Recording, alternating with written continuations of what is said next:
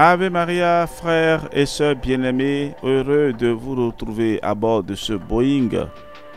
Quel nom on va lui donner? 700. Voilà. Nous sommes aujourd'hui avec Genèse chapitre 47 et nous voulons parler de la politique de Joseph pendant la famine. Et déjà dans la dernière édition, nous avons parlé de l'installation de Jacob et de ses fils en Égypte. Et ce sera donc le début de la grande histoire du peuple d'Israël et nous en parlerons plus tard. Mais aujourd'hui, nous voulons parler donc de la politique de Joseph pendant la famine. Bienvenue à bord de Contes et Légendes. Votre serviteur, le Père Jean-Raphaël Mariton, nous dit, si vous avez des préoccupations particulières, si vous voulez contribuer également en nous donnant des informations, en nous proposant des thèmes, en nous proposant même des histoires que nous pouvons raconter ici, pour l'édification de nous tous, pour donner des conseils, pour motiver chacun de nous à être meilleur. Voilà, n'hésitez pas à nous écrire par WhatsApp, plus 229 67 20 14 14. Soyez bénis et bienvenue à bord.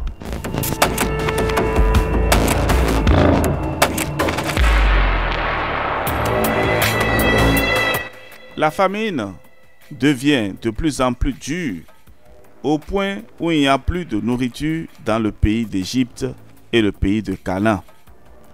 Les habitants de ces deux pays dépensent tout leur argent pour acheter de la nourriture chez Joseph, qui met tout l'argent reçu dans la caisse de Pharaon. Comme les habitants n'ont plus d'argent pour s'acheter de la nourriture, Joseph propose de leur donner de la nourriture en échange de leurs troupeaux. Ils amènent leurs chevaux, leurs brebis, leurs bœufs et leurs ânes à Joseph, qui leur donne de la nourriture en échange. L'année suivante, comme il ne leur restait plus d'argent ni troupeaux, ils proposent de vendre leurs terres à Joseph en échange de nourriture. Joseph achète donc toutes les terres de l'Égypte pour Pharaon, à l'exception de celles qui appartiennent aux prêtres, parce qu'il y a une loi de Pharaon en faveur des prêtres. Ceux-ci vivent de l'argent que leur donne Pharaon, donc ils n'ont pas besoin de vendre leurs terres. Joseph dit au peuple, « J'ai acheté toutes vos terres pour Pharaon. Tenez de la semence et allez la semer. À la récolte, vous donnerez 1/5 de vos produits à Pharaon et vous aurez les 4 autres parties que vous utiliserez pour replanter dans les champs et pour nourrir vos familles. » Le peuple, tout heureux, dit à Joseph, « Tu nous sauves la vie. Nous allons tous travailler pour Pharaon. » Joseph établit ainsi un impôt sur les champs d'Égypte qui s'applique jusqu'à ce jour. 1/5 des récoltes est remis à Pharaon, à l'exception de celle des prêtres. Les Israélites sont bien installés dans le pays d'Égypte, dans la région de Gozen. Ils deviennent très riches et leurs descendants sont de plus en plus nombreux. Jacob vit 17 ans en Égypte et 147 ans au total. Lorsque le moment de sa mort approche, Jacob appelle son fils Joseph et lui dit, « Je sais que tu es bon et fidèle. Promets-moi de ne pas m'enterrer en Égypte. À ma mort, transporte-moi hors de l'Égypte et enterre-moi dans le tombeau de mes parents. » Joseph lui fait cette promesse. « Je promets de faire ce que tu as dit. » Puis Jacob se prosterne au chevet de son lit.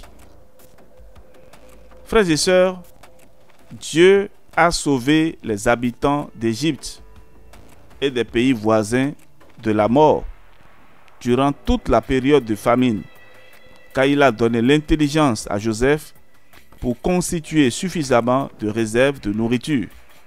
Il est donc très important de ne pas gaspiller la nourriture. Nous ne devons pas dépenser tout l'argent que nous recevons. Nous devons toujours garder une partie de cet argent pour les périodes où nous pourrons manquer d'argent. Une question.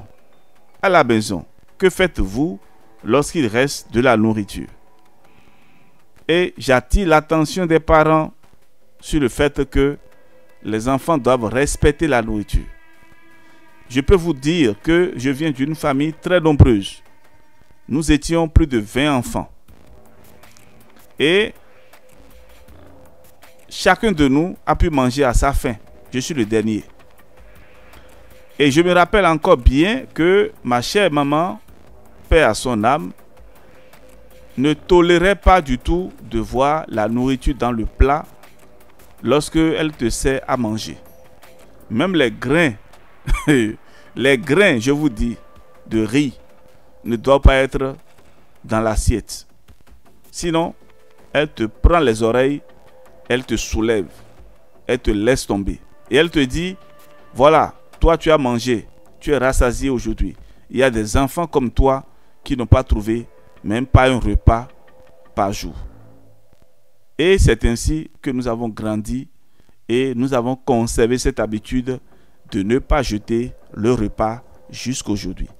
Plus tard, j'ai découvert que les familles dans lesquelles on jette la nourriture, cette famille finit par devenir pauvre. Oui, lorsque vous jetez la nourriture, vous allez devenir pauvre parce que la nourriture est un don de Dieu. Et je dirais même que c'est la présence de Dieu même dans nos vies. Parce que sans la nourriture, le corps ne peut pas se développer. Sans la nourriture, il n'y a pas la vie. Oh, Dieu est la vie. On doit donc respecter la vie, on doit respecter Dieu, on doit respecter la nourriture. Frères et sœurs, faites beaucoup attention. Il y a des familles qui n'ont même pas un repas par jour. Ne permettez jamais à vos enfants, à vos proches, même à vous-même, ne donnez jamais l'occasion de jeter la nourriture. Il y a toujours une manière pour conserver la nourriture et le manger le lendemain. Faites beaucoup attention. Les gens jettent beaucoup la nourriture aujourd'hui. C'est vrai, s'il n'y a pas autrement, les animaux peuvent manger. Mais il ne faut pas gaspiller. Si tu sais que tu vas manger un plat, achète un plat ou bien prends un plat. La quantité que tu peux manger là. Et il est toujours conseillé de commencer toujours par une petite quantité. Si ça ne suffit pas, tu peux augmenter après. Mais ce n'est pas bon. Ce n'est même pas une bonne éducation de remplir d'abord l'assiette et après tu es incapable de manger. Soit tu jettes ou bien tu laisses et après ça se dégrade. Et frères et sœurs, j'espère que vous avez bien compris. Alors la dernière partie de notre histoire aujourd'hui, c'est Jacob qui bénit les fils de Joseph. Et vous comprenez déjà que Jacob est en train de partir.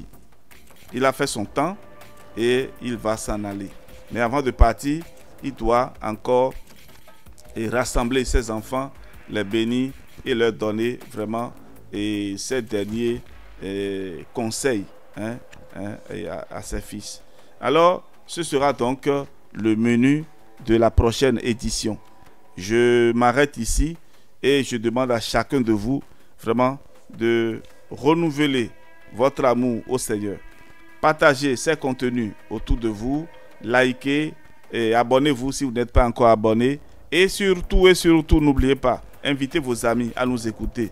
Ainsi, notre communauté va s'agrandir et ces contenus seront proposés à d'autres personnes automatiquement par YouTube.